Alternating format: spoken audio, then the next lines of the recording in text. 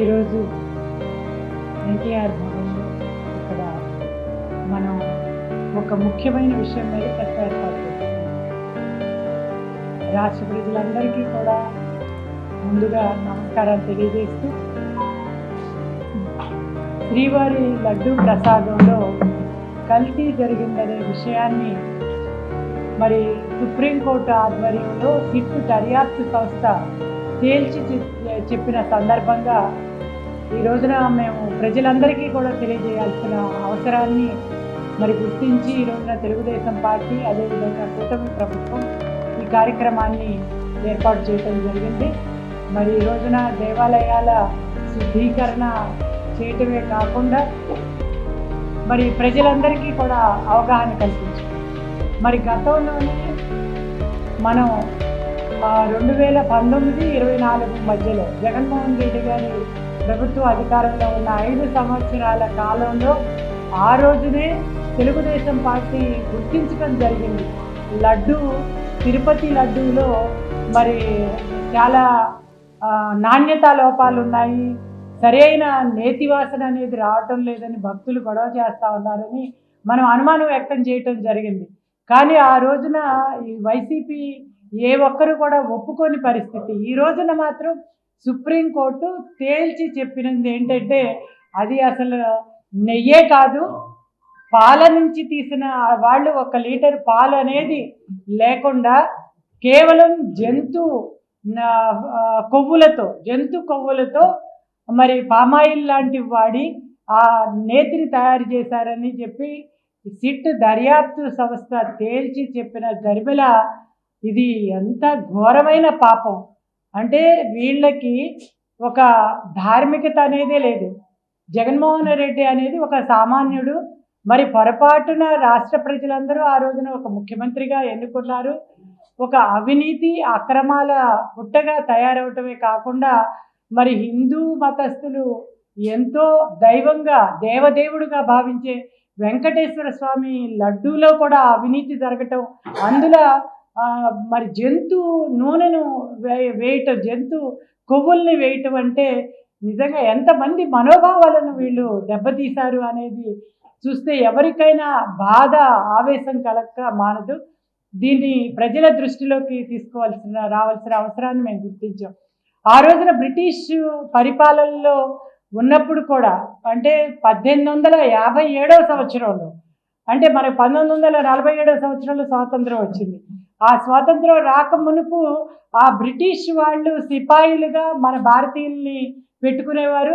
వాళ్ళకి తూటాలు ఇచ్చి ఆ తూట నోటితో ఆ రోజున తీసే పరిస్థితుల్లో వాటికి తీసే వైపున కొవ్వులు రాయాలి అని అంటే ఆవు కొవ్వులు, పంది కొవ్వులు వాడి మన వాళ్ళని అంటే భారతీయుల్ని ఎంత న్యూనతా భావంతో వాళ్ళు మీరేమంటారు అని చెప్పి వాళ్ళ నోటికి ఆనించుకుంటే మీతో మాకేంటి అనే విధంగా బ్రిటిష్ వాళ్ళు చేస్తే ఉవ్వెత్తున కోపంతో రెచ్చరిల్లి ఆ రోజున సిపాయిలు అంటే మన ప్రభుత్వం లేదు, బ్రిటిష్ వాళ్ళ పాలనలో బానిసలుగా బతుకుతున్న వాళ్ళు కూడా ఆ రోజున ఉక్రోషంతో పౌరుషంతో బయటకు వచ్చి మొదటి యుద్ధాన్నే నెలకొల్పటం జరిగింది.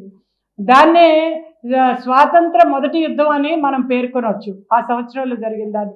మరి ఆ రోజున మనకి స్వాతంత్రం లేకపోయినా బ్రిటిష్ వాళ్ళతో వాళ్ళు పోరాడితే ఈ రోజున మన స్వాతంత్రం ఉంది. భారతదేశ స్వాతంత్రాన్ని ఎంతోమంది త్యాగదనులతో మనం ఏర్పాటు చేసుకున్నాం. నిన్ననే 77వ రాజ్యాంగ దినోత్సవం జరుపుకున్నాం. మనకి స్వాతంత్ర సమర హక్కులు ఉన్నాయి, అన్ని హక్కులు ఉన్నాయి, బాధ్యతలు ఉన్నాయి. మనం ఎంతగా పోరాడాలి ధార్మికత కోసం.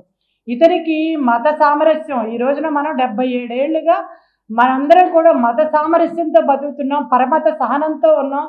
కులాలు, మతాలు, భాషలు, సంస్కృతులు అన్నీ కలిసి పంచుకుంటున్నాం, సహోదరులుగా ఆనందంగా బతుకుతున్నాం. కానీ ఇలాంటి వ్యక్తులు వచ్చి కేవలం 5 సంవత్సరాల కాలంలో ఒక సామాన్య మనిషి, అతనికి సామాజిక స్పృహ లేదు, సామాజిక బాధ్యత లేదు, కేవలం ఒక అవినీతి అక్రమాలతో తయారై తనకి కావలసింది అక్రమ ఆర్జన, ఆ ఆర్జన కోసం అతను మతాన్ని కూడా వదిలిపెట్టలేదు.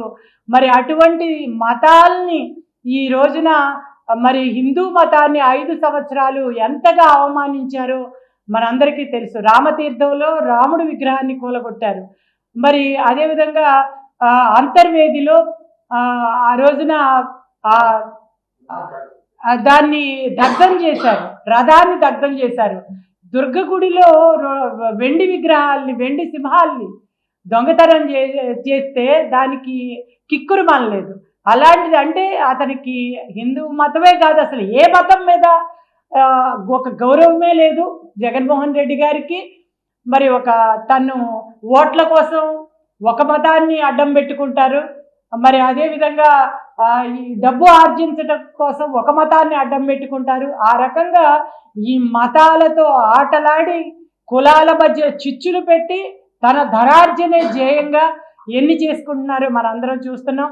ముఖ్యంగా తిరుపతిని అక్రమార్జన కోసం ఇవాళ దీనిగా పెట్టుకోవటమే కాకుండా 1.61 మరి దీన్ని కోట్ల కిలోల నెయ్యిని కొనుగోలు చేశాడు. దాంట్లో 61 లక్షల కిలోల నెయ్యి అసలు నెయ్యే కాదు, పాలు కాదు, వెన్న కాదు, అది ఏ కొవ్వు నుంచి తీశారో ఎవరికి తెలియదు. మరి ఆ రకంగా ఈ రోజున హిందువుల మనోభావాలని దెబ్బతీయటమే కాకుండా శాఖాహారులు, మన వాళ్ళు ఎంతోమంది శాఖాహారులు ఉంటారు, బ్రాహ్మణులు అనే కాకుండా అన్ని కులాల్లో అన్ని మతాల్లో కూడా శాఖాహారులు ఉంటారు. వాళ్ళందరూ కూడా ఇవాళ 20 కోట్ల లడ్డూలు 5 సంవత్సరాల్లో పంచిపెట్టారు. అంటే ఎవరెవరు ఆ లడ్డూలు తిన్నారో ఇవాళ వాళ్ళు నిజంగా మేము శాఖాహారం అని ధైర్యంగా చెప్పుకోగలరా? మరి అన్ని రకాలుగా ప్రజల్ని మోసం చేసిన జగన్మోహన్ రెడ్డి గారికి ఏ రకమైన శిక్ష విధించాలో ఇవాళ ప్రజలే నిర్ణయించాలి.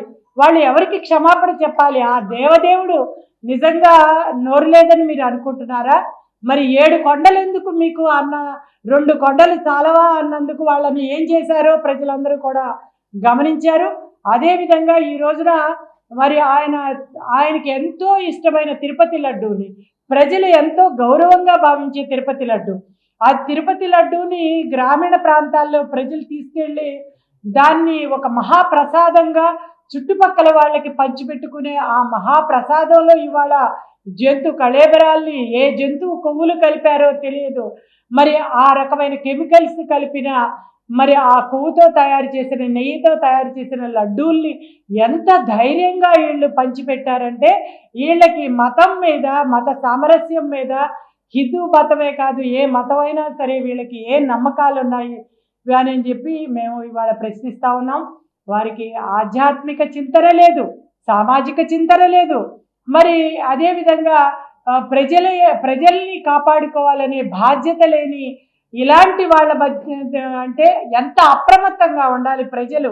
ఆ ప్రజల్లో ఒక అవగాహన తీసుకురావటానికే దీన్ని మేము ఇంత పెద్ద ఎత్తున ఈ రోజున ఈ దేవాలయాల సంప్రోక్షణ కార్యక్రమాలు, వాటిల్ని ఈ రోజున దేవాలయాల్ని పూజించుకోవటం, వాళ్ళ మీద చేసిన దాడులకి మరి ఈ రోజున నిరసనగా అక్కడ సంరక్షణ కార్యక్రమాలు చేశాం. ఈ రోజున తెలుగుదేశం కార్యకర్తలు, జనసేన, అదేవిధంగా బీజేపీ మేమందరం కూడా చేయటం జరిగింది. 5 ఏళ్ళు హిందూ మతం మీద, హిందూ దేవుళ్ళ మీద, పూజారుల మీద దాడులు చేశారు. బ్రహ్మోత్సవాలను పురస్కరించుకుని స్వామివారికి సతీ సమేతంగా పట్టు వస్త్రాలు సమర్పించాల్సి ఉన్న జగన్మోహన్ రెడ్డి ఒక్కడే మాత్రం వెళ్ళి హిందూ సాంప్రదాయాలను ఏ విధంగా కాలరాశారో కూడా మనందరం కూడా చూసాము. మరి వీటన్నింటి నుంచి నిరసనగా మనం అప్రమత్తంగా ఉండి మీరంతా కూడా ఆ ప్రభుత్వాన్ని పారద్రోలి ఇవాళ ఒక మంచి ప్రభుత్వాన్ని అధికారంలోకి తీసుకొచ్చారు. మరి ఈ రోజున నారా చంద్రబాబు నాయుడు గారి పాలనలో ప్రజలందరూ కూడా సూపర్ 6ని సూపర్ హిట్గా చేసుకుంటూ, మతాలన్నిటినీ గౌరవించుకుంటూ, ప్రజలందరినీ గౌరవించుకుంటూ ముందుకు సాగుతున్నారు. మరి ఆ రకంగా మరొక్కసారి మీరు గమనించండి, వెంకటేశ్వర స్వామి అంటే నమ్మకం లేని గ్యాంగ్ని మొత్తాన్ని కూడా తిరుపతి మీద తీసుకొచ్చి అక్కడ బస్సుల మీద పరమతాల్ని ప్రోత్సహించే దిశగా వాటిని చేయటం కానివ్వండి, మతస్థుల్ని ప్రచారం కానివ్వండి, తిరుమల కొండపై అన్యమత గుర్తుల్ని కానివ్వండి, టీటీడీ వెబ్సైట్లో మరి అన్యమత బోధనల్ని భక్తులకు కూడా అశ్లీల వెబ్సైట్ లింకులు పంచటం కానివ్వండి, మరి వాటి దర్శనం, వసతి, అద్దె, టోలు, ప్రసాదాల ధరలు పెంచటం కానివ్వండి, ఇలాంటి ఎన్నో ఘటనలు గత ప్రభుత్వంలో తిరుమల పవిత్రతను దెబ్బతీశాయని తెలియజేస్తూ ప్రజలందరూ అప్రమత్తంగా ఉండాలి. మీరందరూ కూడా ఈ అప్రమత్తంగా ఉండే ఆ ప్రభుత్వాన్ని మార్చి ఈ రోజున తెలుగుదేశం ప్రభుత్వం, కూటమి ప్రభుత్వాన్ని అధికారంలోకి తీసుకొచ్చారు. మరి మీ అందరికీ కూడా అన్ని విధాల సాయం చేయటంలో మేమందరం మరి మీకు అండగా ఉంటామని తెలియజేస్తూ ఈ రోజున మన పార్లమెంటు సభ్యులు లేకపోయినా కూడా ఇక్కడ కేశినేని చిన్ని గారు ఇక్కడ మేము ప్రెస్ మీట్ని ఇక్కడ ఏర్పాటు చేయటం జరిగింది. ప్రజలందరూ కూడా గమనిస్తూ మన ఎన్టీఆర్ జిల్లా తరఫున మరి ప్రతి ఒక్క నియోజకవర్గంలో కూడా ఎమ్మెల్యేలందరినీ కూడా ఈ కార్యక్రమాన్ని చేస్తూ ఉన్నారు. ర్యాలీలు జరుపుతూ ప్రజల్ని అప్రమత్తం చేస్తూ గుడిలో సంప్రోక్షణ కార్యక్రమాలు చేస్తూ ప్రజలందరికీ అవగాహన కల్పిస్తూ ముందుకెళ్తున్నాం. ప్రజలందరూ కూడా అప్రమత్తంగా ఉండాలని, ఇంకొకసారి ఈ తప్పు జరగకుండా మీరందరూ కూడా మరి అప్రమత్తంగా ఉండాలని తెలియజేస్తూ జై హింద్, జై జన్మభూమి.